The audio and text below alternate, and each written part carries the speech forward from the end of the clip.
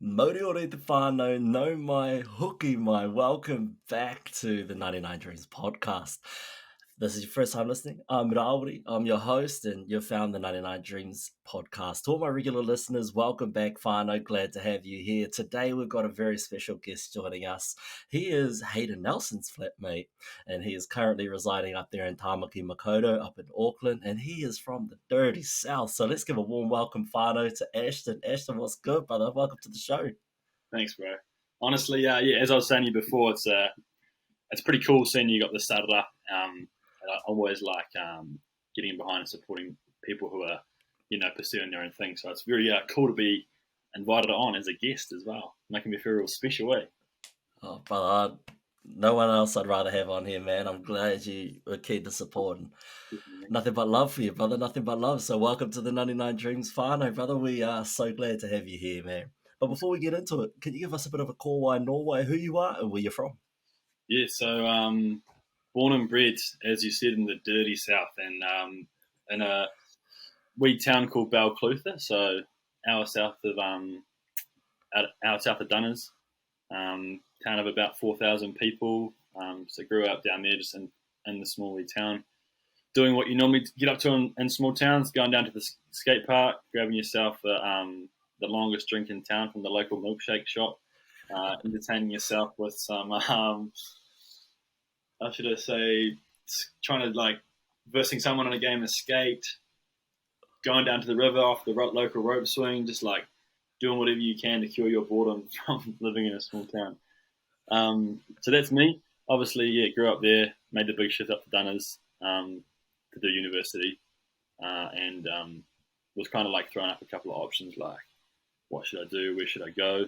Felt like Dunedin was a good option, heard the student lifestyle was good, and kind of just ran with that, and then met a cool group of people there who kind of led me on a different journey away from your high school life, and then from there kind of bounced around New Zealand a bit, lived in Dunedin, Hawke's Bay, Napier, and then down to Welly, and now obviously up here in Tāmaki Makaurau. So seen all the sights, pretty much the North Islander now. All my mates say, "Oh, you've lost it. You don't roll your R's anymore. What's happened?" And I'm like, "Oh yeah, I can get that back. Purple work shirt and all that carry on." But it's good. It's good. I'm liking I say I like the weather up here, but we've just had flooding, so the weather is definitely warmer than it is down south. I can attest to that, bro. It's so much nicer up here. It's not as grey, minus the flooding at the moment, but it is a lot warmer than it was back down south. 100%. So, bro, what was it like having that transition from a small town? Growing up, did you spend much time in Dunedin, or was that kind of we don't really go there kind of thing? Yeah, it was kind of Dunedin was you put on your nicest outfit and head up to the big smoke. So Dunedin was our big smoke. So we might Christmas time go up for Christmas shopping. As a kid, going to Moana Pool, go down the hydro slide, chipmunks, Macca's, the movies if you were lucky. That was the ultimate day out as a kid because you leave a small town like Clutha, the highlight is going to Subway for lunch. So you get Macca's in town, you're like, dang, this is it. Give me that 6-pack chicken nuggets. Give me that Happy Meal toy. We're on. But now, definitely would go up to Dunedin a bit. And obviously with sport through school as we're growing up, you make sort of regular trip ups to compete against town schools or things like that. But I tell you, it was a bit of a jump, going from the small town to even Dunedin, which isn't a massive city, but you kind of go from being the big fish in a small pond to being the small fish in a big pond. Shit, yeah, it's a big transition. Hey, like myself, I'm from a small town, so my first big move was to Wellies, and that was just fast paced. But I fell in love with that city life. I like the fast pace. I enjoy the slow, small town vibes, but that fast paced city life, it's fun, eh? 100%. Especially I found your eyes just get kind of widened out. You're like, wait, what? There's all these different kinds of people out there. There's all these different groups. You can play different sports that aren't just rugby or netball. You can learn different languages that aren't just English, or you can because you weren't exposed to that in a small town. You just get your you got your local rugby team, you've got a football team, you've got your like token French class at school. Like you don't have this like range or diverse group of people. So it was kind of cool, like get exposed to that, and even just going from Balclutha to Dunedin. And I think especially because of the university scene as well. So yeah, big jump, big jump. Yeah, bro, can definitely attest to it. It's nerve wracking too, eh? What were some of the things that you were feeling when you made that jump initially? Well, you kind of like go from high school where you're year 13, you're top dog. Like I was lucky enough to be like head boy of my school, so you kind of get in this point where like you feel like you're on top of the world. You're invincible. Like you're an 18-year-old boy. You can go buy alcohol. You can go and put some money on the pokies. Like life's good, and then you're like, right, I'm going to this other place where everyone else is 18. You just turned 18. Like everyone's just come from being the head honchos at their own school, and you're kind of like scrapping it out. Like how's the hierarchy going to work here? Like what's going to go on? And yeah, it's kind of an interesting dynamic, especially like you go into the halls.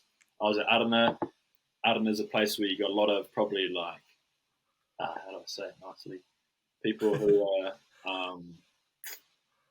like are privileged and have come from big schools, or they've come from good positions, or they've been successful in sport. So yeah, you really get opened up and seeing that there's some pretty talented and smart and awesome people out there, and you kind of like, well, this is humbling, in the first instance. but it's also makes you appreciative of like, it's humbling for a good reason as well. Oh shit, yeah. Like you soon realize, like as much as you know and as like talented as you are, there's someone else out there that's just a little bit more smarter and a little bit more talented than what you are. Yeah, and it's like you're like, this is kind of cool, and you learn stuff from other people, and yeah, it's just eye-opening experience, which is cool. And so would you say that you're a natural leader, and you always seem to be in these leadership positions, coming as a head boy through high school and then on the student exec through the PE school and stuff like that? Is that something that just naturally gravitates towards you, or? I think I think it probably comes from, I don't know when it comes from, but like I used to love like growing up when I was little, I'd always like to like organize games for my mates. Was always in the local like school productions and doing stuff. So it probably comes from just like, I don't know if it's seeing people above me who have done it, and then being like, oh, that's cool. I want to be in that position. I like to be able to like make decisions or do this for other people. I kind of like do it from the perspective of putting stuff on for others or doing stuff for others is the way I like to see it. Sometimes it doesn't always work out that way, as when you're in leadership positions, some people are like, oh, you did a good job or you didn't do a good job. So yeah, I kind of think that, I just enjoyed being a part of the group where people are like bouncing ideas off each other. People are coming to you asking questions, sort of thing. So yeah, no, I think I've always, even from a young age, it's been a part of me that I've always been quite keen on. Just driven and just out there like, nah, I'm gonna go grab this by the horns and just give my best shot. Yeah, kind of like when people you're in a group and you're like, oh, I don't really know what to do, or like what should we get up to? It's like, right, when you do something, let's get an action plan going. Let's get an A into G sort of thing. And I sort of feel like I just like always want to take on that role. Maybe because I just can't sit still. Got to go. Yeah.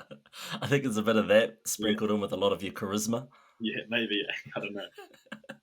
It does definitely help having that charismatic aspect to leadership, because you're able to convey your messages in a way that people see it as a solution to an issue rather than you're just trying to take over and take control of everything all the time. Yeah. And that's the balance, like you don't want to be this person who comes in and is like, we're going to do this, we're going to do that. It's kind of like, what do you guys want? Here's what I think. Let's come up with a collaborative idea, which sounds easy, but isn't always easy. Yeah. Definitely sounds so much easier. Like in your head, you're like, bro, this is it. This is what we've got to do. We'll tell them how it is, and then And I think when you're younger as well, like you're a little bit more, probably less self-aware and more selfish. So you're just kind of like, no, we're doing this. This is my decision. This is my ball. We're playing this sport. I'll take this ball away, and then you have no ball. Like, and then you kind of begin as you grow up. You're like, oh, people have feelings too, eh? Like, gotta be empathetic towards people, and I've got to consider other people. And you kind of learn, the more you learn about people and how they work, the more kind of critical you become about your own leadership style as well, I think. Oh yeah, 100%. Yeah, It's like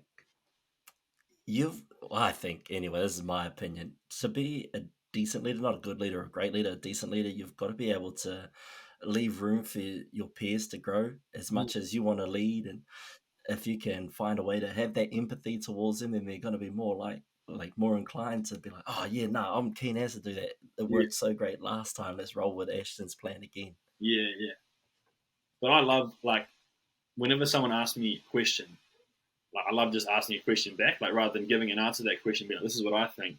It kind of always ends up with like, oh, this is what I think. It depends. What do you think? Like, I'm always throwing it back to the other person. So that's kind of the leadership style that I've always like taking on, I suppose. That is like, let's get everyone else's idea, and then we'll form an answer or an idea off that. That's a great way to bring in that collaborative effort by just continuously using questions to formulate your guys' solution. Because sometimes people are always focused on, oh, how do I do this? Well, this is how you do this, like this. Yeah, and then it kind of feels like a dictatorship rather than like a collaborative effort to lead. Yeah, 100%. What's one of the biggest lessons that you learned throughout your leadership journeys through high school, university, into now? I guess it was like probably that the collaborative effort works sometimes, but sometimes you need to like be able to put your foot down and be like, this is what we're doing, because then you end up just twiddling your thumbs. Everyone's just kind of twiddling their thumbs, like no one wants to speak up. But then it's also about like making an environment where people want to feel comfortable to speak, I guess, as well. Because I've been like in so many, you're like in a work meeting and someone asks a question and like no one wants to say anything, like it gets a bit awkward and stuff.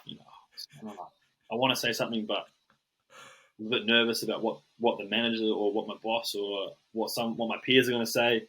So I like creating an environment where people feel like it's comfortable to have a discussion, and it's not like a conscious like, oh, I need to like unmute my mic now and speak. It's like, put your input in, feel free to speak up whenever you want. Like you're not going to interrupt anybody. It's just like speak when it's your turn, as opposed to like it being like a formal sort of situation. I don't know if that makes sense, but that's just my experience with it.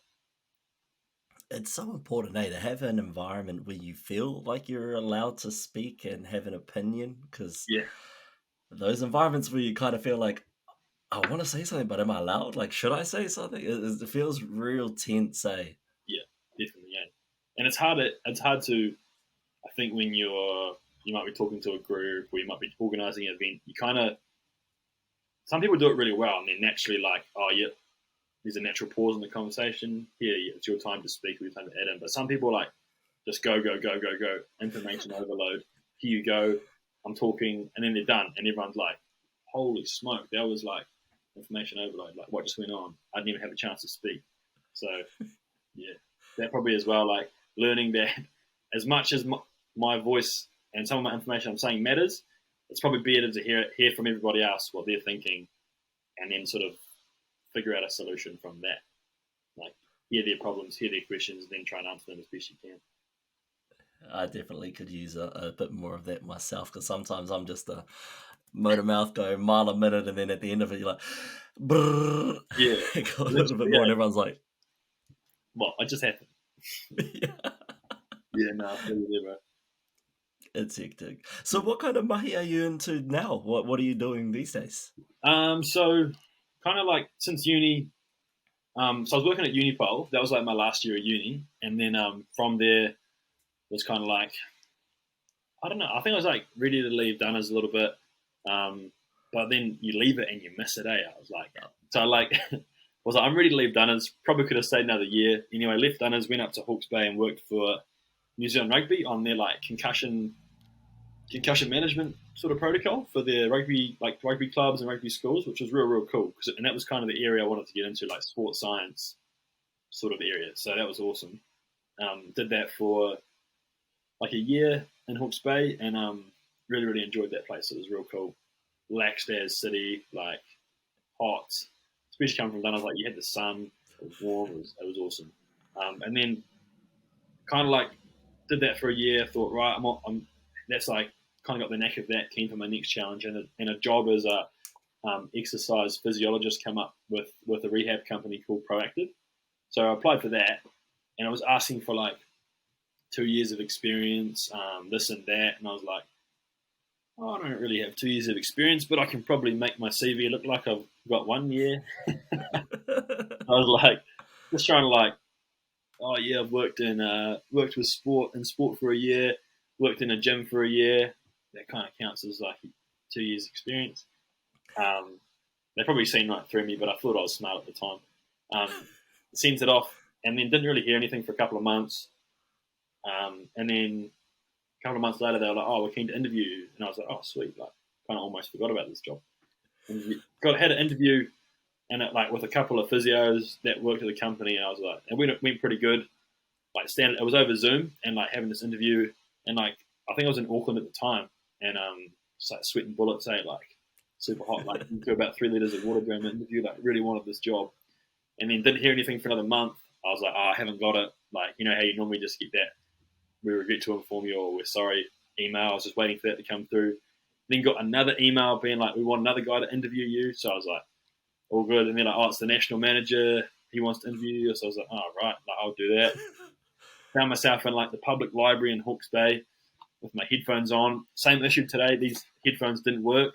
And I was like, I'm going to have to do this interview like in a library with no headphones on with this national manager of this company. So I was like, sitting real close to the camera, like, yes, I'm in the library.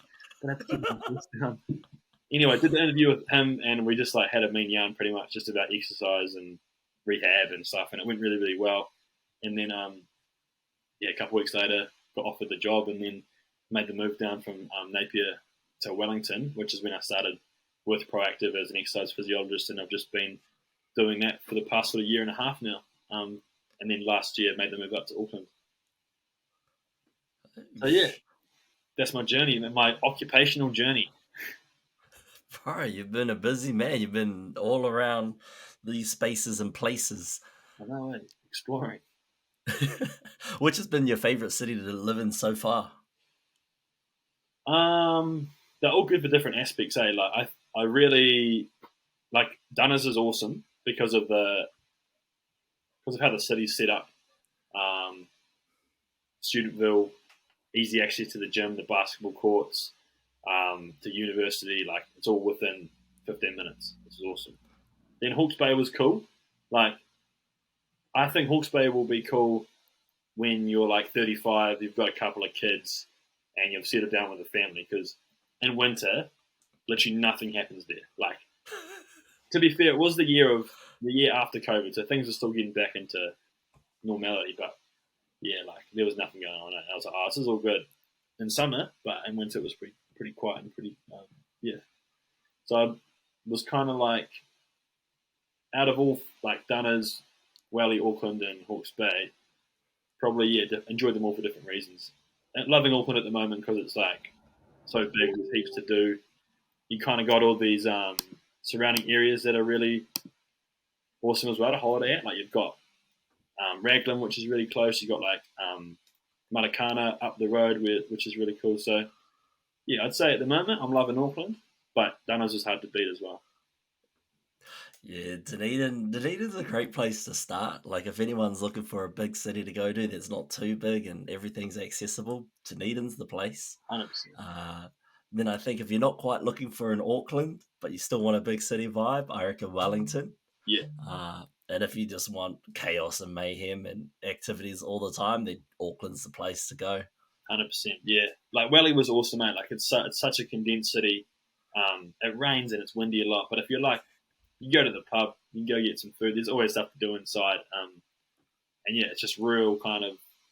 It is like it's a nice step up from Dunners. I feel like Wellington to Dunedin, kind of similar vibe. Few hills, CBD's there, young people around. Like it's definitely a cool vibe. If you like craft beer, Wellington's awesome. Oh shit! Yeah, there's so much around for that. Oh yeah, breweries everywhere. It's a great distraction. Yeah, 100%, bro, 100%. So you kind of briefed over it that you think you may have left Dunedin a little bit too early. Why is that? I think I was just like trying to get a kickstart on my career and being like, got to get out and work, make some money and all that. When in reality, like you kind of get into the workforce and you're like, wow, I could have done uni for a few more years. That lifestyle was me. So there was that. I think the like research group that I was in, like the Cotter Lab research group, was pretty. Probably didn't realize it at the time, but it's a pretty special group of people who are like intelligent, kind, caring, inclusive, and kind of make you feel like you're a little bit of a family. Which I think from all my workplaces, I've been comparing them back to that, and I don't think anything will ever compare to it again. Like the setup that we had there, so that's probably like one reason I wish I did an extra year there. And then I think it's other things like you're close to home. Like, my mum was down there, my grandparents are down there. Like, you just kind of just like would have been nice to spend a little bit more time down there. And there's so much to do down there as well. Like you got Central Otago, which is so close. You got all the cool beaches. There's cool running trails. There's like the sporting scene down there is really really cool. So yeah, I think Dunners gets a bad rap for its cold winters, but it's a pretty epic city. Yeah.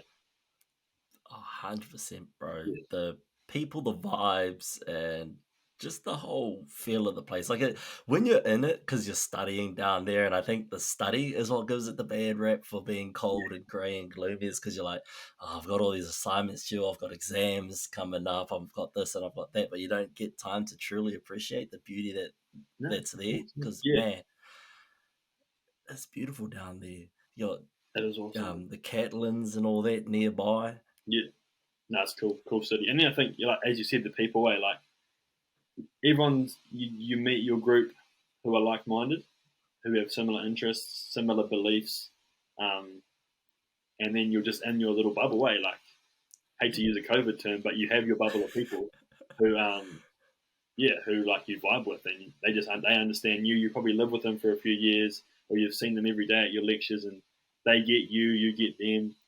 Everyone's keen on doing the same stuff. So yeah, no, it's cool. Everything's easy and done, is it? It's so easy. Yeah, bro, and I miss that too. I miss it because it's a perfect place to go if you're a laid back person who wants Yeah, to study. Because I feel like Wellington and Auckland, although I haven't studied at the universities there, I feel like it'll be a little bit hectic up those ways. mm. Whereas it's really laid back and done. It's like from the fashion to the attitude of the people is just really laid back. 100%, bro. The fashion, the fat pants to the lectures, the fat pants to town. Bro, Literally, no, I, it's cool. I think I've sat in at DSC with slides, socks, and shorts with a hoodie one night, just having beers with the boys. Like it's super casual. 100%, bro. It's so good, eh? And you you just see the battlers in town as well, like same kit in their high vis or and whatever, eh? Yeah, bro.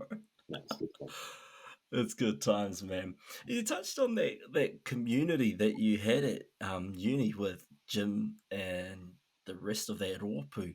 Yeah, Can you elaborate a bit more on the significance of that? Because it was a tight group. yeah, Whenever we seen you guys out there, it looked like a tight unit. yeah. No, I think like because you're there to learn as well. Like learning is obviously very very important, but they just make the learning seem so seamless. Like, and it's not even learning that you would consider like university. Like we had a session with Jim once, and we were supposed to be planning out our honors or something, and we ended up for like half an hour learning how to tie different knots. And I'm like, what? How's this happen? Like, why are we learning this? So there's like, you learn that, you learn how to be like a good person, you learn like good values. Then you get to go like on ski trips or like cross country skiing, which you never get to do. You go on like a hike, you go on trail runs, you get invited over potluck dinners. Like it just feels like everyone's there in this close knit sort of mini society where everyone's learning new stuff every day, and it's not really always related to exercise or related to health. It's just kind of like learning how the world works and how to I guess, get the most out of it. I don't know. It was really cool. Real cool.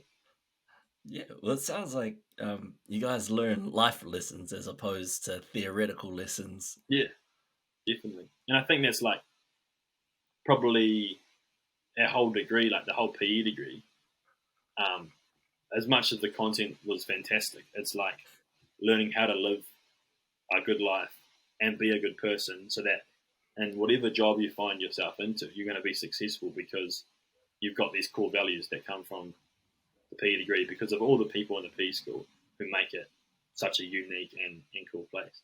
You know, when you, like, before you go to university and you're like, oh, you hear all these stories like, oh, PE school is going to change you, like, makes you such a good person. Then you go through it and you're like, man, I actually am changed. I'm not the same person that we know. Like, what do you guys do to me? 100%. 100%, man. Yeah. It really does change you. Mm. I feel like it humbles a lot of people too. I come in like hella cocky. Yeah, definitely. Yeah, I think that's normal coming into uni like that. Though, way like I'm gonna go there and want to piss up every Saturday night with the boys. I'm gonna do this and do that. But yeah, I think you definitely have like a rewiring, to change your values and change what's important. Yeah, and it's definitely that whole who you surround yourself with. Definitely. I used to always freak me out when we were in the old Te Koronga room at the PE school. We used to see you guys out there on your Tuesday afternoons. Man, like some of us were like, nah, shit, they're all out there. We're just going to close the door and stay in this room and wait till they're gone. Because it's just, it feels like everyone just goes and then waves and then was like, oh, hey, oh. Yeah. It would have been awesome. Like, I always felt like TK, like Te Koronga and the Koda Lab, like, on the same vibe, and that like we were always kind of like, I'm trying to, this is the weird analogy that I've got on my head, but you know when you're like at a party and they're like, there's a person you're into and you're like, oh, that person might be into me, and kind of like there's two people at a party who are like, I want to go talk to them, but I'm too scared. This person wants to come talk to me, but I'm too scared because they're not sure if the other person's vibing it. I feel like that's the vibe that I always had with like Te Koronga, because I was like, well, we were like, oh yeah, that's a cool group. We want to get in amongst that. They're into cool stuff. They got good values.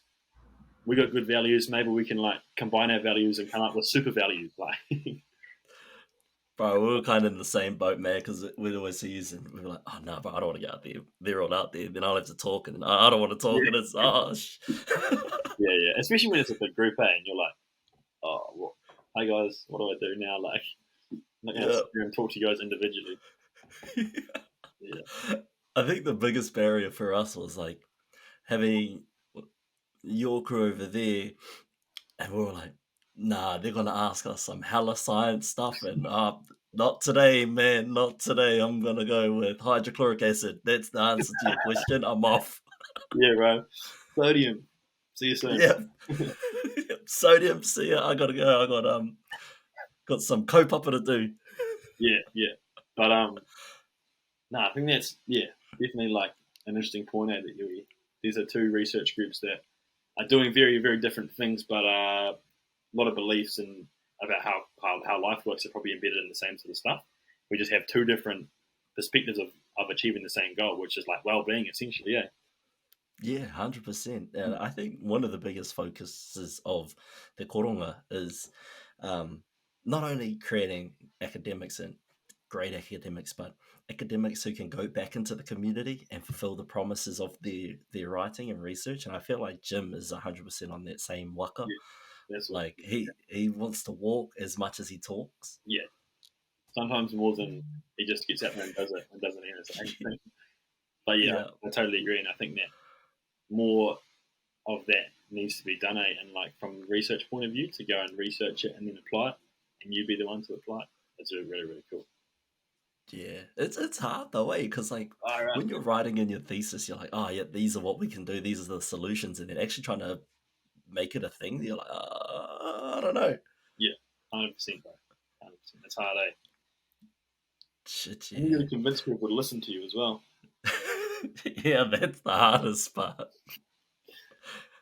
I went through honours, and you know how like when people ask you what you do and you actually give them a full description of what you do? Bro, by the end of honours, when people ask, I was like, no one actually really cares. They're just being polite. So I was like, I just do study, man. Just, the usual. Same old, same old. Yeah. Did you have any moments like that? 100%. Like, so my study was like you're looking at muscle temperatures in your bicep, and then you're looking at whether heating up a muscle or cooling a muscle or not heating it up changes what happens. And by the point after you've said muscle temperature, people are normally tuned out. So you're like, just doing upper limb training. That's about it. And they see videos that I put up on my Instagram, and they're like, "What are you doing? Why is that big rubber band there? What are you making this person put on?" I'll send you my thesis when I finish it. You can read it. Yeah, I'll send you all my articles. Yeah. And read my lit review. That'll give you a good understanding. Yeah, man, it was a taxing year, but such a cool year at the same time because it was a year of COVID. It was COVID year for you, eh? Yeah. Yeah, like I remember because we were kind of in the same boat. I remember hearing stories about you because you'd like almost finished, and I was like, I was almost done. Like I've got like 48 hours left or something. Like, I think because you were probably the first person to be finished out of a year group, weren't you? Nah, it was Emma. Oh, was it? Yeah. And it was you, me, and Tash that were working like right up until that Monday morning. That's right. Yeah. Tough time. Bro, that sucked because remember we all went to the thing. Did you come? Because we all went to Umbrellas for a beer and then had to shoot back to PE school to finish writing. We like passed the Handon date. Oh yeah, we're just gonna head back and like do some more edits on our thesis after celebrating your Handon. Yeah, we're like, oh, cheers, guys, congrats. We're like, yep, no, I gotta go. Yeah. Oh man, that's what I don't miss. I do not miss that. The 4 a.m. finishes in a PE school. Bro, did you have a couple of sleepovers there? Yeah, man. I did like one day. I did 42 hours. Oh, yeah, bro. It was hectic, but I just had to get it done because I restarted my thesis like a month out, maybe 2-3 weeks out from the deadline. I just didn't like where it was, and I couldn't pull pieces out of it. So I was like, let's just start again. We'll put that over there, and we'll just rewrite this whole thing. Far up. I don't recommend it, not one bit. But that's it. Like when you become so engulfed and so passionate about something, you'll do 42 hours of work on it because that's how much you care. Yep. Like it's pretty cool how the mind works in that case because you're like, this is mine, this is my baby. I will do what it takes to get this across the line. Yep. And you literally do almost anything and everything just to get it there. Yeah. I remember some of the nights, I'll be getting ready to go home, and my bag's packed, the lights are all turned off, the room's locked, and then I look over and see your guys' lights still on. I see you two in there, you and Tash, and then I see your cars down there. I'm like, all right, turn around and go back in this room. Can't quit yet. Yeah, man. So you guys still going motivated me to carry on. Oh, that's good, bro. That's good. We Tash and I would think towards the end day we were like, we haven't exercised in so long. I'm eating crap food. Like my well-being's gone downhill. So we were riding one night, and then I think it was like just after midnight, like 12:30, 1 a.m. We're like, let's go for a run. So Tash and I went out, ran down to the rowing club down by along the harbour front. Ran down there like 1:30 in the morning. Seeing people walking their dog as well. I'm like, oh well, we're not crazy. We're just the same as you. Did turn around and come back, and it was like one of the like defining moments of the honours was like we got our exercise done, went back and smashed out another probably half an hour work and then called it a day. But that was cool. Bro, it's crazy, the things you do when you're in that space, and for whānau entering, any type of hand-in periods. Let us know some of your craziest antics because that's up there with it. It's up there. It is, and like you just function off limited sleep. And now, I reckon nowadays, if I didn't have like at least my 7 to 8 hours of sleep, I'm calling in sick to work. I ain't going to work. But back in the day, I get up after 4 or 5 hours and you do just get it done. It's crazy. Yeah, it's crazy how minimal food, minimal money, and minimal sleep you can operate on as a student. Like, Students could run the world with that kind of steam, man. I know, eh? Saved everyone a lot of money, probably. What do you think was, one of your biggest struggles throughout that honours year, or even throughout the entire university? I think in terms of university was that adjusting to the like small fish big pond situation, eh? Like coming from that was real challenging, and just kind of trying to find where you fit. Because I think like always comparing yourself to other people, being like, oh, this person's like this is their resume, like that's pretty intense. And you think that your resume is really, really cool, and like you've done this, you've done that, and then you compare yourself to others, you're like, oh, they're so much better than me. They're so much more amazing. So that was probably like the first semester, first year of uni, being like just figuring out where I fit in now. Where am I settling into? Where's my crowd? And then even finding my way in PE school, finding my way with my like Aranif mates, with my sports and with my kind of like extracurricular stuff. Probably took that first year to adjust to that, and then once you're kind of get a few more years of being comfortable, things start to figure themselves out. So that was probably my biggest challenge uni-wise. And then honours-wise was just that, like, if it wasn't for the lockdown, I don't know if I would have got through my honours year, eh? Like, that was the secret blessing. But, yeah, it was probably just the last month of having to make edits and not having much sleep, and not spending time with my, like, girlfriend who, like, you're trying to have a functioning relationship with like your friends, your partner, your family, and it kind of just all goes out the window because you're doing this. You got your little baby that you're working on, so that's probably the biggest challenge of that. And then obviously the first year stuff as well. Because it is hard, man. It's a hard balancing act. Uni in general is a hard balancing act, but especially in that honours year, especially coming so close to hand, and because you're finishing up any assignments that are due for the papers. You've got to finalize all your data. You got to have it analyzed, written out, and put on another page. And you're like, well, where do I have all this time? Like, who has this much time? No, it's nuts, eh? It's like you do your 5 days of work in like 8 days. Like you can't fit it all into a week. Nah. Yeah. And procrastination is the worst. It's like, I would never do an assignment until like a week or maybe the last 3-4 days, because I'm like, oh man, I can do this tomorrow. Tomorrow comes, I should have did this yesterday. 100%.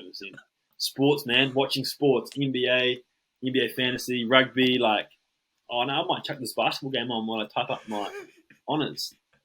That ain't happening. You're not typing up any honours. That basketball game's being watched 100%. That was all hard out. Yeah. But what I have a gripe with is who decided to put exams around NBA finals or the start of the NBA season. Come on, right? Man. Every time, mate. And I remember there'd be like NBA All-Star Weekend, and there'd be an assignment due on the Monday. You're like, what? Yeah. Surely not. And I'm not doing it earlier than it needs to be done. Nah. And you're like, what? This is getting done during the dunk contest. Yeah. Oh man. So how did all of the skills that you learned at university and in research help you in your mahi up in Hawke's Bay with the concussions? I think again, as much as you learn, actually number one was Excel, like how much I learned from Microsoft Excel in university. That was one of the big things. Like, I thought, you think you know how to use a computer, and then you come into second year and you pretty much get told that you're like, what are you doing? Like, how do you not know this? You're like a young person. I know, and people are typing in all these equations. So Microsoft Excel, number one. If you're going to university and you want to learn how to do something, learn how to use Microsoft Excel. So that was number one. Number two was just like the soft skills, So like how to talk to people, how to communicate with like a different range of people. Kind of just like as much as I learned about the exercise physiology and rehab and the science behind it, it's always like just the conversation you can have with people that are the most important to any sort of success, I think. is how well you can talk to someone. I got to agree with that too, because it's the way you convey your messages when you're talking to someone will alter how they perceive you, really. Yeah, 100%. And it all comes down to how well you can communicate. Yeah, definitely, bro. So what was that mahi like that you were doing up there in Hawke's Bay? It was cool. So I was the only one there in Hawke's Bay from NZ Rugby. So my job was kind of to get as many clubs, teams, schools on board with this concussion management protocol that NZ Rugby were trying to roll out. So concussions happen in rugby. New Zealand Rugby were trying to like control for them the best as we could and make sure that people who have a concussion are going to a doctor and getting medically cleared before they come back and play. The issue with that is concussions like a weird injury that no one really knows too much about. No one most of them get better within sort of 3 to 6 weeks, but it's these ones that last longer that people are like, no, I don't know. Let's send them to a concussion service. So trying to like essentially get people to see a physio and a GP, do their stand down period of 21 days so they can get back on the field and they don't have like lingering symptoms and don't have like issues down the line. So kind of my job was to liaise with coaches, to like sport coordinators, like club captains, and then go in and baseline test them. So you would test their memory, test their balance, test their like how they were with numbers, and then like their long-term memory. So you go in and do all this testing at baseline, and then they get a concussion. You retest them, see how they respond. If they get within a close range, then they're all good, as well as passing like a symptom-free test.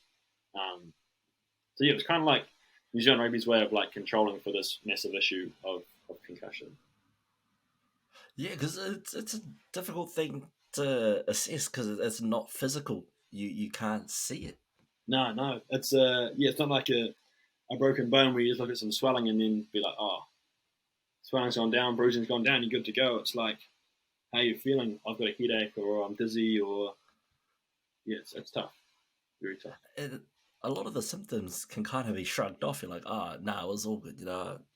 Been drinking because after a footy game, if you get concussed, you normally wouldn't tell because you've been on the terps the night as well. So celebrating the win or commiserating the loss, and you just it's a hangover. It should be sweet as. We'll just exactly, and you're like, you're a lot of people, as you said, like footy players or even any sport, say they go out, get drunk, don't even realise, and then they might have like these lingering symptoms for a week, and they're like, now what's going on? This is weird as like. So it's kind of a grey area in sport. So the more that you can do, and the better. A lot of it was like education with people as well, like what are the signs and symptoms of concussion, so that people know this is what it's like. This is what a concussion experience is going to be like, so that they're not like freaking out and being like, I've got a 7-day hangover. Yeah, bro. Because why do you think most? I think it's a New Zealand thing, where we just shrug a lot of things off, like, it'll be all right. It'll come right. Yeah, definitely. It's like and even like in my work at the moment, you see people with concussion, and they're like, oh, it'll go away in a bit of time. Like I don't have to change anything, but you're actually like, if you want this to go away, you have to change your whole like outlook on life, or you're gonna have to do something. You have to like cut out some foods, or stop drinking, or do this and do that. So yeah, it's an interesting injury. So that was kind of cool learning for that. Yeah, bro, that's huge, and because there's a lot of need for that space at the moment too. The brain's a fragile thing. Yeah, man, you only get one, and it doesn't last that long. No. So that was quite interesting. Lots of learning there, which was cool. Do you have any do you know if there's any correlation between damage done by concussions and if it could be repaired by learning fine motor control and stuff like that? There's I think like reading on like the research and stuff, the biggest thing that's going to heal a concussion is like time is going to be the number one thing. Like time heals everything, but also like aerobic exercise. So getting people to do a stress test, seeing how they respond to that cardiovascular exercise, like get them on a bike, get them on a treadmill, push them till their symptoms flare up, look at their heart rate at which their symptoms flare up, and then prescribe exercise at like 80% of that. Does that make sense? So like, say someone's, get them on a treadmill walking, their heart rate gets up to 130 beats, and they're like, oh, my headache's just gotten worse, or I'm feeling dizzy.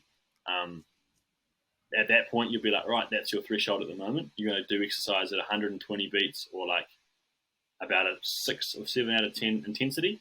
And then from there, every couple of weeks, you check in and try and boost that up. And that's supposed to improve your blood flow to the brain, oxygen delivery to the brain, and stuff like that. Oh, right. Bro, that's interesting. Yeah, so that was one of the things I learned as well, which is kind of carried over into my current work too. So it's been cool. Cool. And so, yeah, how does all your current mahi, how does all those previous skills that you've learned all integrate into what you're up to now? Kind of just like a lot of learning on the job, eh? In the first instance, like I got thrown in Wellington, kind of the deep end, like working with old people who I hadn't really worked with before. So like my oldest client that I had was 100 years old, which is pretty entertaining. There was a like lovely old lady who had like fractured her ankle, just in a fall, like had fallen over, and I just would go to her house and rehab her, and that was kind of like me, not really knowing much about it, and just I know enough about exercise, so let's see how we go. Take her for walks out, help her downstairs, and just get her back to doing stuff that she like, making herself a cup of tea, and activities of daily living. So it was kind of like a lot of learning on the job in the first instance. Like, okay, I've got these skills from university, it's got me a degree, but now it's those soft skills, those like how to build trust and build rapport with someone, that are like the fundamental things and the key things that you need. Those I feel like will always be beneficial for everyone, is those soft skills. 100%. It's the most transferable skill that you could ever learn, I think, anyway, because it goes in any industry. Yeah, and like when you trying to communicate like knowledge, what you're educating someone, they're not going to believe you if you can't communicate it well, and if they don't trust you. So like having the ability to form a relationship with someone is so important in the first instance, and then you can go on and be like, okay, now you trust me. Here's what I've got to say. Like, here's what we're going to do. Because if you just go in like guns blazing, like this is what we're going to do, this one, they're like, nah, I ain't believing this person. Who is this person? I just met you. Bro, trust is key, man, especially with the older generation as well. If they don't trust you, they're not going to buy into anything you say, and they probably won't even do your programs that you set up to help them. Exactly, bro. So, I think rapport and trust is like fundamental to any relationship, any job, but particularly the one that I'm currently in at. So again, comes back to the stuff you kind of learn through your degree. Even though you sit through like 50 lecture slides, it's about the almost like the relationship that you make with your peers as well, and how you deal with your peers, and the different groups within that is quite important too. Hard out. Well, what advice would you have for anyone who needs to develop these skills, or anyone wanting to develop those communication skills? I reckon that, like, depending on your age, like at a young age, I think I was lucky because my parents are always like getting me involved in different groups or different things. So like, they'd always encourage me to play as many sports as possible, which I think is a fantastic way to develop any soft skills, because you've got to learn how to win, learn how to lose graciously, as best you can. You learn to communicate with different ages, like you have different coaches, so you're dealing with adults who are different, you got people from different schools with different abilities, so you're always having to be like considerate of others. So I think sport from a young age is really cool. Like I did lots of drama and like theatrical stuff growing up as well, so again, a completely different group of people, and then I think it's your family as well, that your cousins, your aunties, your uncles, grandparents, that all kind of shape who you're going to be, and then depending on their soft skills that they sort of like pass on to you, I guess will influence yours. That makes sense. Yeah, it definitely does. Yeah. Like they say, you're a product of your own environment. Yeah, 100%. Like you're kind of like the whole like behavior equals person times environment, if I had to relate it back to a university theory. You are a product of your environment of which you grow up in. So I think advice-wise, it would be like get involved in as many different groups as you can. If you've got access to that, then that's great. Like, I mean, I know that with sport comes a cost, like travel cost and signing up costs, but within the best of your ability, like I think at school is really great because there's so many opportunities out there, and then at university as well, there's so many free opportunities. So it's just about kind of taking that leap of faith a little bit and being like, this is out of my comfort zone, but I'm going to try this out. Hey, if I don't like it, what's the worst that can happen? I don't go back. Yeah. Hard out. So I think, that's probably my biggest advice is just expose yourself to as much as possible when you're young, and then that will shape who you are as a person. Yeah, and if you've got cousins and if you've got heaps, let them bully you. It helps thickens the skin. 100%. Learn to take some shit as well, because you're going to get shit thrown at you throughout life. So the thicker your skin, the more resilient you are, 100%, man, because I don't think I'd be able to handle half the stuff that comes my way. I can give a hell of a lot, but some of the stuff that comes my way, I don't know if I could handle if I didn't have as thick a skin, thanks to my cousins. 100%, bro. Yeah. Cousins are good, eh? Cousins are good. Yeah. What do they call it? Subtle bullying. Yeah. It's like little doses at a time, mate. Yeah. Micro bullying. Yeah, that's the one. Yeah. Oh, man. Also, whānau, if you aren't a university student or if you're not planning on going to university, working in the service industry, like as a waiter, waitress, bar server, whether you work in the checkout at a supermarket or anything, those are great places to build your communication skills because you're forced to talk to people on a regular basis. 100%. I think that's probably like at high school, one of my jobs was supermarket working as well. Maybe that's where my ability to communicate with the older population was developed, because we had a lot of oldies come in and asking where stuff is, and you have to be like, yeah, I'll help you out. I'll show you where the aisle 6, man. Aisle 6, I told you. Yeah. I remember my first question I got asked was, this old fella came up and said, where's the Epsom salts, which are like for your muscle cramps and stuff and joints. So it was in the healthcare and beauty section. And I went looking next to the table salts and Himalayan salts. What is Epsom salts? He's like, oh, it's for your muscles and joints. And I'm like, what? So bizarre. So, I think definitely, you're right, that hospitality, in the service industry is a real good place that you can pick up those skills too. Hard out, and it's not a shameful job, man. Someone's got to do it. Essential services, what were the only things functioning still during lockdown? That's when you find out who the real important people are. Yeah. It's definitely not uni students. Hey, we carried on. We still did our lectures or our term. Bro, I love that. Just camera off, flick the laptop to the side, and just keep chilling. Yeah, 100%. That was dangerous, Bro, it was next level, but I kind of enjoyed it. But at the same time, I didn't, because I lived in an apartment by myself, so I had no one to talk to. So the Zooms was it. That was your social time. Yeah, but then me and all my mates, we all downloaded GTA, so that was us. Oh, sick. Yeah. How did your living situation go throughout COVID? So we there were 7 of us in the flat. So it was pretty hectic. It was a lot of tried to get a running club going with my flatmates, didn't really take off.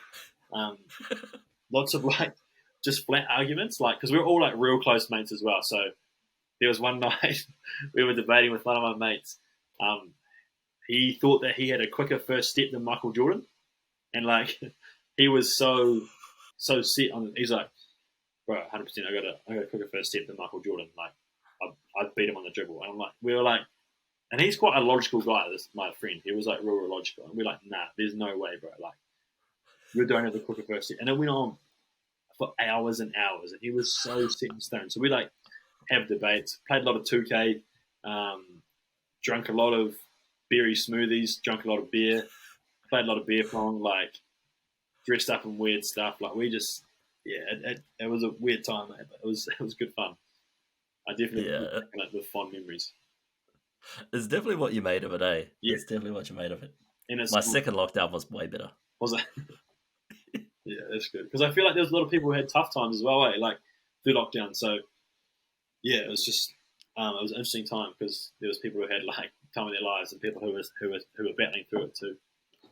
Yeah, I'm definitely thankful mine was as good as it could be. Yeah. Well, we've reached the time of the show, man, where we do some little fun things. I've got this sneaker box down here. We call it the Dream Deposit Box, and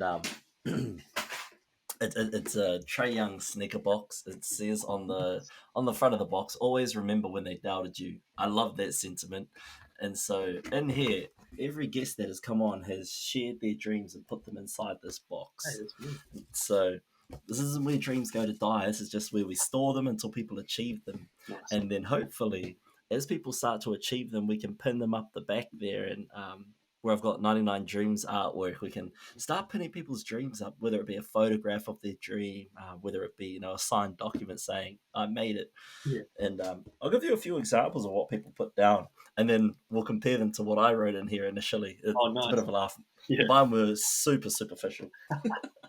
You need those dreams. What do we have? Oh, exactly. We've got from Jackie Long. He wants to be a future co-host of the 99 Dreams. That's one of his dreams. Nice, bro. That's pretty, it's a big dream though, Jackie. Yeah. Aiming high.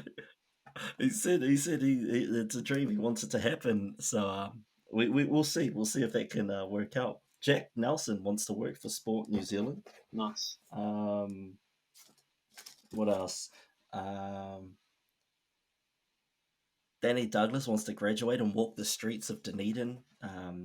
Bear King, aka Barry Burden, he just wants to reach 30. He's currently 26 or 27, and his dream is just to reach 30. Nice. Some of mine, my first ever one that I threw in here was I wanted to own a McLaren, the car. Yeah, nice. So trash compared to everyone else's dreams. Yeah. But more recently, I've put in there, I would like to finish my master's thesis that I started 2 years ago now. Yeah. And my most recent one that I put in here was to win Māori host for the New Zealand Podcast Awards this year. That's a cool dream. So we're going to try and hopefully, this time next year we've got the Māori host podcast award drilled up back there. That'd be sick. Hard out. So what dream or dreams do you have? Does Ashton have? This is tough, eh? I think high school Ashton would have been, my dream would have been to work for High Performance Sport New Zealand. But I think on my journey, my dream now is probably like, I'll try and give you like maybe an unattainable dream and then a dream that I want to achieve. So kind of like but my goal is, dream would be that everyone in the world, before they get like prescribed any medication or surgery or anything like that, would have to hit the exercise recommendations, eat their 5+ a day, get their 7 to 9 hours of sleep, and be actively pursuing something for their mental health. And if they tick all those boxes and they still needed medication or still needed surgery, then they could have it. But they had that. Everyone had to have that in check first. So it's kind of like that holistic health was in check. That's my dream for the world. My dream for me is to one day probably have the titles Dr. Ashton Tourell on my email signature. So I do my PhD at some point. So I'm not sure what that would be in, but something to do with helping the environment and helping people would be pretty cool. So try and put that on a bit of paper. I'm sorry about that. No, that's perfect. So I kind of summarized it. So your achievable dream, get a PhD one day. Can you see that? Yeah, right. Not quite. So we'll throw that in there. I have the most terrible handwriting, by the way, whānau. Sorry about that. And then your first one, which I quite like, I wrote, people should at least attempt to live a healthy lifestyle with healthy habits pre-medication and surgery. Yeah, perfect, bro. Love it. Those are great dreams, brother. I love that, especially that last one, because not everything, but most injuries and medicated injuries are preventable through exercise and living healthier habits. Yeah, definitely. And I think sometimes that route of surgery and medication can lead to more issues. So get everything in check, give that a good chance, and things should fix themselves. 100%, especially with the medication thing, because that can lead to increased addiction and reliance on that pill. Even though your injury's gone now, but you've just become reliant on that to make you feel some type of way. Yeah, definitely. But nah, bro, those are amazing dreams, and I hope to one day get us a photo of you when you graduate with a PhD, bro, awesome, and we'll stick that up on the back wall there amongst the rest of the superstar dreams that everyone has come on here and shared. Because man, there's some powerful dreams in that box, and I hope all the previous whānau members that have come on don't give up on those dreams, because they're amazing. Next, we have another question for you. Is if we could go back and tell, let's go with 17-year-old Ashton. If you could sit face to face with 17-year-old Ashton, give him a piece of advice, or just tell him anything, would you, wouldn't you, and what would you say? I was going to have a piece of advice until you just said, wouldn't you? And I reckon that I'd just be like, leave it as it is, because everything's happened for a reason. It's all happened for a purpose. So I'll probably just leave it. But if you hadn't said that, I would have said, do wood technology to get some skills, like so you can fix something at home if you need to. Because I feel like my skills, like I always have a little bit of admiration for tradies who can just fix stuff at their house. So I'm like, probably should have done woodwork an extra year at high school. Bro, me too. Like, I'd painted that back wall behind us because the previous wall was terrible. But if you look close, if you ever are in Taranaki, bro, I'll show you the room. It's terribly done. So I'm with you, man. I wish I did some kind of handiwork. That's me, bro. Yeah. Maybe you should sign up for the next season of The Block. Chuck my name in. That'd be entertaining, Yeah, man. Well, touching on the not wanting to give any advice to yourself, what is the importance of just enjoying the process and trust in the process that in the end everything will be okay? I think it's just like I'm just a real big believer in that everything happens for a purpose in it, and that's going to lead you somewhere on the journey. Like, sounds kind of like philosophical and deep, but yeah, I think that everything in your life happens to shape who you are as a person. So whether that, but sort of like leads you on your path, and you go through stuff that you need to go through, and then you'll end up where you need to go, sort of thing. And there's nothing that you should do to try and change that, and just take things in its stride. Again, it's easier said than done, but yeah. I think if I could go back in time and tell myself something, I would say maybe hold off on the masters. Yeah, true that. Yeah, like when you get to the fourth year of uni and you've done your honours, don't do masters. Or save yourself the trouble. Don't write anything yet. Collect all your data and then write, so you don't have to rewrite your whole thesis month out. Oh, and then on the other side of that coin, instead of talking to your younger self, if you could leave a message here for your future self in 5 to 10 years to look back on this video or this audio clip on Spotify, Apple Podcasts, Google, Amazon, all that kind of stuff, what would you tell yourself? Probably say that you need to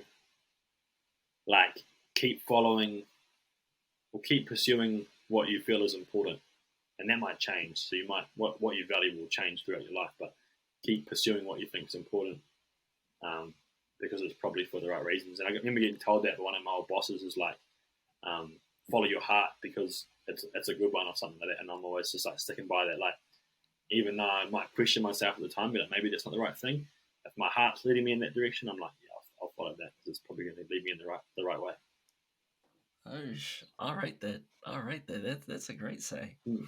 Um, yeah, no, hard. Well, you kind of can't go against where your heart's trying to lead you, Yeah. because that's just what you feel is right in that moment. Yeah. I rate that. That's beautiful, man. That's amazing. Um, another question that I have from the bank of people that I ask, what should I ask, is have you had any moments where you've been fearful, like anywhere in this journey of your moves to Auckland? Have you been fearful, or even to university? So Definitely, bro. Like I think with what you pick up at university in life is you become a critical thinker. So you're always weighing up options. Like, is this the right option? Is this the right time? So I think every decision, every time I moved, or you quit a job and start a new one, or you do this, you're kind of like questioning it. So there's always a little bit of fear and anxiety around that, and just like thinking, oh, should I be doing this, or am I on the wrong path? Should I maybe quit what I'm doing altogether and start up something different? Or I think there's definitely fear involved, and it's just about, like, I don't know how people manage it, but think about pros and cons, think about your why as to why you're doing it, and then normally it kind of comes back to like listening to your heart as well, and then trusting that your instincts are going to lead you in the right direction with some guidance from other people probably as well. nice, yeah, because I find that obviously when everything that you do, especially starting this, putting this out on a social platform, um, I find that sometimes I need fear to keep me active and refreshed. I Yeah, feel like having an aspect or an element of fear in your life on a consistent basis just keeps you sharp, keeps your mind sharp, because like you said, you got to have all those analytical moments where you're yeah, logically thinking about the A's, the B's, the pros, the cons, and how to get to Z without yeah, messing up your own image or yeah, ruining any relationships that you have along the way. 100%. Yeah.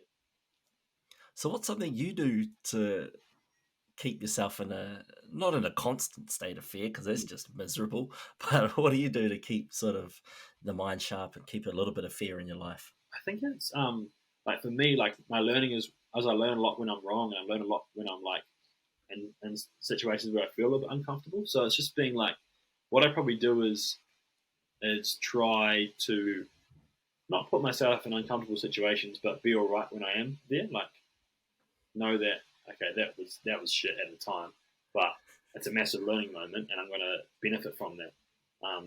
So probably just as hard as it is at the time, being like, okay, I screwed up there, learning from it. Don't be fearful of that. You're gonna learn through it, and you won't make that same mistake again because it's stuck in your brain. Like that was traumatizing. Like I'm not going to make that mistake.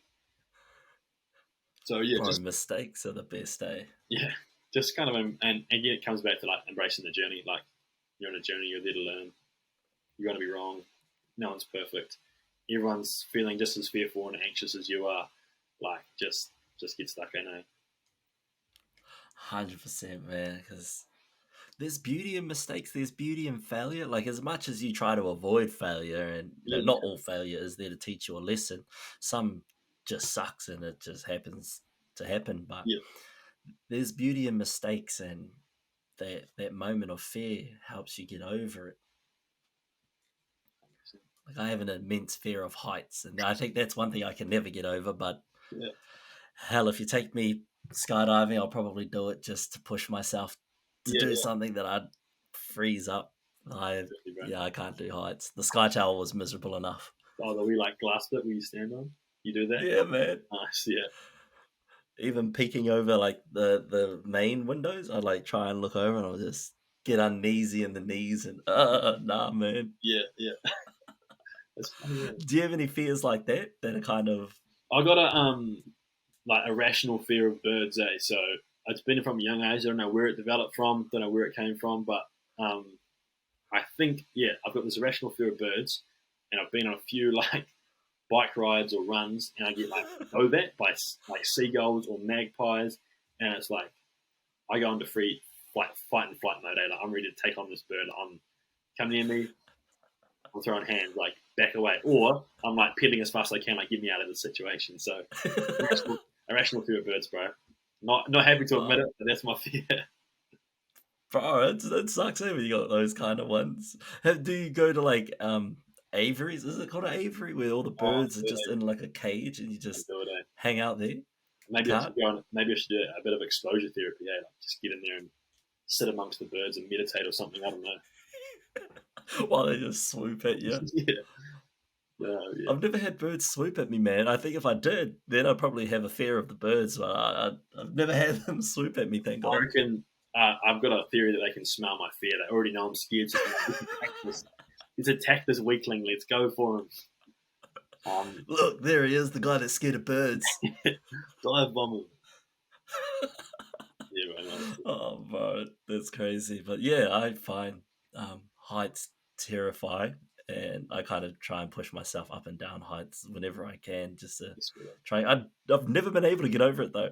Like, sticks around, eh? It's just about living with it a little bit, eh? Like, don't let it interrupt your everyday life. Like, avoid heights if you have to, avoid birds if you have to, but just do what you need to do. But By, 100%. But like, I can fly all good, like in a plane. Oh, true. No worries. Yeah. Buzzy, yeah. Just make sure you I got don't spiral know. CD so you can't see the window. I love the window, man. I'm looking out. I can do all of that, but it's when I don't know, when I feel like I don't have control, when I'm exposed to heights. That's when I'm man. That's random, isn't it? So leaning over things, different. right? When you lean out over the edge and you're like, shit. Yeah, nah, can't do that. Can't do that. Just thinking about it's making me tense. Yeah. No, Oh, all right, that's hectic. But nah, man, as we start wrapping up the show, is there anything you want to say before we wrap up and let you get on with the rest of your day? no, not really. I just I just want to say again, like, thanks for having me on. I love the concept of the 99 Dreams, and I just hope that it, your own dreams, and then obviously the more people that come on, their dreams like come to fruition, because it's something that, yeah, it's nice to have like end goals in sight. So as long as we keep pushing that like good agenda, then hopefully the manifestation of this podcast will help some people like, have their dreams turn into realities. Hard out. I feel like talking it out loud as well helps you realize, like, oh shit, it is a possibility. I've just got to do a few things to get there. Yeah, definitely, bro. Harder. But I just want to thank you so much, man, for coming on, supporting the show, and giving up some time to come and chat with us for a bit. It's been an amazing cordial, brother, and I love to see what you're up to. And it's amazing where you are at the moment, man. How good. This is a young fella from Balclutha making it all the way up to the real big smoke. I know, bro. I'm a Jeffer now, eh? As long as you're not a turncoat like your flatmate. Yeah. No way, mate. I go through and through, brother. Good shit. Oh man, but no, I'm super thankful, super grateful to have you on the show, bro. It's always a pleasure to catch up with you. You too, man. I'm in Auckland soon too. I said I'll catch up with Hayden, so if you're around, we'll try and link up at the same time. Yeah, mate. We'll go out for a beer or something. 100%. Well, whānau, thank you so much for listening. This is Ashton. I'll leave all his social media and contact information down below for you guys to check it out. But don't forget to like, comment, and subscribe. And until next time, whānau, mōriora, take care. Ka kite.